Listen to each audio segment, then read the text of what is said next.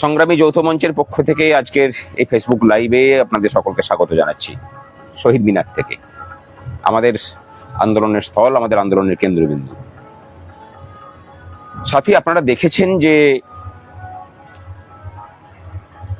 রাজ্য সরকারের পক্ষ থেকে যে কমপ্লেন্স রিপোর্ট সুপ্রিম কোর্টে জমা করা হয়েছে, তাতে এমন এমন কথা লেখা হয়েছে যেগুলো শুনে আপনারাই নিজেরাই কনফিউজড হয়ে যাবেন যে হাসবেন না কাঁদবেন, নাকি এই সরকারটার বিরুদ্ধে রাগে ফেটে পড়বেন। আমরা বলছি যে আপনাকে কোনোটাই করতে হবে না।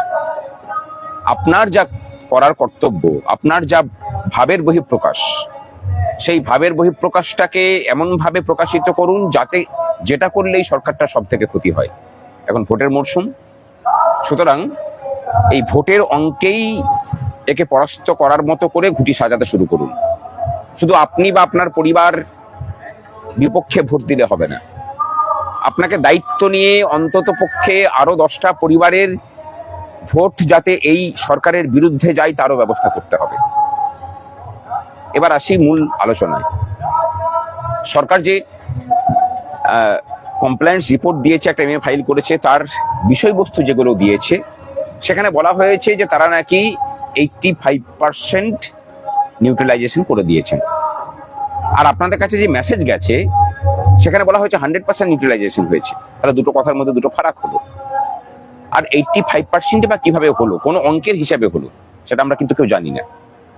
আচ্ছা, একটা সরকার, আপনারা বলুন তো, যে এইভাবে নিজের ইচ্ছা মতো এআইসিপিআই কে নতুন করে ক্যালকুলেট করতে পারে? আপনারা বলবেন না, যায় না, করতে পারে না। সুপ্রিম কোর্টও বলেছে করতে পারা যায় না, কারণ এর যে ধ্রুবক মান সেটা নির্দিষ্ট থাকে। 2006 রূপার ক্ষেত্রে বা 2009 রূপার ক্ষেত্রে এই ধ্রুবক ছিল 538, অ্যাজ অন 31/12/2005। এই সরকার আমাদের যে নতুন করে ডিএ মেটানোর যে ক্যালকুলেশন করেছে সেখানে সেটাকে পরিবর্তিত করেছে বেস পয়েন্টটা 605। কারোর সাথে আলোচনা নেই, কোনো হিসেব নেই, নিজের মতো করে 538টাকে 605-এ রূপান্তরিত করে আপনার আমার বকেয়া পাওয়ার, যে ন্যায্য পাওয়ার যে অধিকার, সেই অধিকারকে নতুন করে খর্ব করে আর নতুন করে বঞ্চনার সৃষ্টি করেছে। জানি খুব রাগ হচ্ছে আপনার, প্রতিবাদটা কিন্তু ওই ভোট বাক্সেই। তারা বলেছেন যে গ্রান্টি নেটদের বকেয়া নাকি মিটিয়ে দিয়েছেন। রাগ হচ্ছে বুঝি? না, অবাক হবেন না, এই সরকারটা এরকমই। এবং তার যারা মুখ্য সচিব আছেন, অর্থ সচিব আছেন, গৃহ সচিব আছেন, তারাও তাই। ভাবলে অবাক হবেন, নির্বাচন কমিশন দ্বারা মুখ্য সচিব অপসারিত হওয়ার পরে নতুন যে মুখ্য সচিব এসেছেন, তিনিও যে বৈঠক জাস্টিস ইন্দু মালহোত্রা কমিটির সাথে করেছেন, তার ভূমিকাও কিন্তু তার পূর্বতন যে মুখ্য সচিব তার মতোই।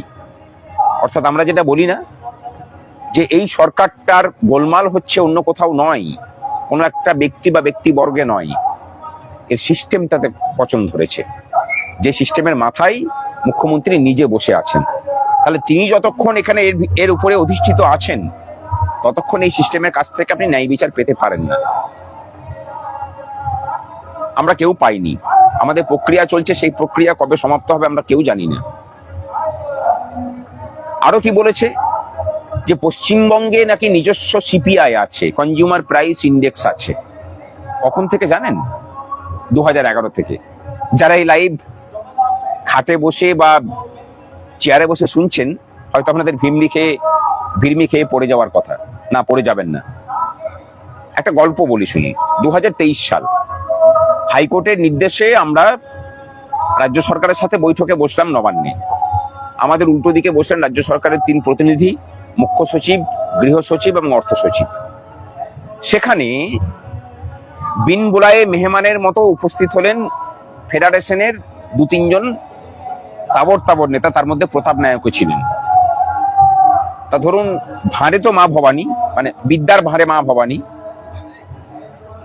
উনি বৈঠক শেষে আমরা যখন দেখলেন যে ওই 3 জন দুদে আইএএস অফিসারকে আমাদের যুক্তিবানের কাছে একদম পুরো অসহায় লাগছে এবং কখন তারা বৈঠক ছেড়ে উঠে যেতে পারেন সেই প্রহর গুনছেন, তখন যখন তাদেরকে বললেন যে আপনাদের কি বলার আছে বলুন, ওই প্রতাপ নায়ক বলেছিল যে আমরা চাই যে পশ্চিমবঙ্গে নিজস্ব সিপিআই থাকুক, তা তখনকার যিনি মুখ্য সচিব ছিলেন তিনি বললেন, বাহ, এটা তো খুব ভালো প্রস্তাব। তা আমি হাসতে হাসতে বললাম যে একদম ভালো প্রস্তাব দিয়েছে, কিন্তু আমরা একটা জিনিস চাই, সেটা হচ্ছে কেন্দ্র থেকে নেওয়ার সময়ও পশ্চিমবঙ্গের যে নিজস্ব সিপিআই থাকবে, অর্থাৎ ডাব্লিউবি সিপিআই, সেটা মেনে কেন্দ্রের কাছ থেকে নেবে। আর আমাদেরকে যখন মেটানো হবে, মানে ইনফ্লেশন জনিত যে ক্ষতিগুলো সেগুলো যখন মেটানো হবে, তখনও ডাব্লিউবি সিপিআই মেটানো হবে। এই কথা বলার মাত্রই মুখ্য সচিব প্রায় চেয়ার ছেড়ে লাফিয়ে ওঠার মতো অবস্থা। এবং উনি বললেন, না, ওনারা প্রস্তাব দিয়েছেন, আমরা তো মানছি না। 2023 সালে বলছেন যে আমরা মানছি না। আর সরকার সুপ্রিম কোর্টে হলফনামা দিয়ে বলছে যে 2011 সাল থেকে নাকি ডাব্লিউবি সিপিআই আছে নিজস্ব। এই মামলার শুনানি পর্বে একবারও সেটার কথা উল্লেখ করলো না তারা। আপনি কিন্তু কেউ জানি না। এবং এখানে মজার জিনিস কি জানেন তো, আমাদের মামলাকারী সংগঠনের মধ্যে একটা সংগঠন আবার অন্য একটা রাজ্যের নিজস্ব সিপিআই আছে সেই কথাটা বলে এই মামলার মধ্যে ঢুকিয়েছিল, যেটা কোনো প্রয়োজনই ছিল না। মাঝে মাঝে আমরা কনফিউজ হয়ে যাচ্ছি যে কারা সরকারের পক্ষের লোক, কারা বিপক্ষের লোক। সুপ্রিম কোর্টের যে রায় ছিল সেখানে কে কত টাকা পাবেন এই হিসেবটা কষতে দেওয়ার দায়িত্ব ছিল ইন্দু মালহোত্রা কমিটির নেতৃত্বে যে 4 সদস্যের কমিটি আছে তাদেরকে। আর আমরা এখানে কি দেখলাম, সমস্ত হিসেব নিকেশ করলো হচ্ছে রাজ্য সরকার। কমিটির কোনো ভূমিকা সেখানে নেই। কমিটিকে বরং যেভাবে বোঝানো হচ্ছে কমিটি সেইভাবেই বুঝছে। এবং এই কমিটির মিটিং গুলো যখন হয় তখন সেখানে গিয়ে ক্যাগের যে ভূমিকা থাকছে সেটা অত্যন্ত বিস্ময়কর। একথা ওপেন বলতে কোনো অসুবিধা নেই আমাদের। জানি না কোথা থেকে কি হিসেব নিকেশ চলছে, কিন্তু একটা কথা আপনাদেরকে বলতে পারি, সংগ্রামী যৌথ মঞ্চ কোনো হিসেব নিকেশের মধ্যে নেই। সকলের যা পাওনা পাই টু পাই বুঝে আমরা তবে ময়দান ছাড়বো। সেই কাজ আগামীকালকেও সুপ্রিম কোর্টে হবে।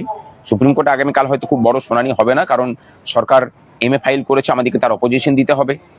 বেশ কিছু বিষয়ে আলোচনা আছে এবং আমাদের পক্ষ থেকে যে কোর্ট কন্টেম্পটের মামলা আছে সেই মামলারও শুনানি হবে। কন্টেম্প তো অনেক কিছু জায়গাতেই হয়েছে, সুতরাং সেই সমস্ত জায়গা নিয়ে হবে। কালকের দিকে নজর রাখুন। আপাতত এটুকুই, ঐক্যবদ্ধ থাকুন আর প্রতিজ্ঞাবদ্ধ হন। এই সরকারের ঘটি উল্টাতে না পারলে আপনার এবং আমার কপালেও বিস্তর দুর্ভোগ আছে। সেই দুর্ভোগ সহ্য করবেন, নাকি নিজেকে মুক্ত করে এই রাজ্যটাকে মুক্তির পথ দেখাবেন, সেটা ঠিক করবেন আপনি। ভালো থাকবেন।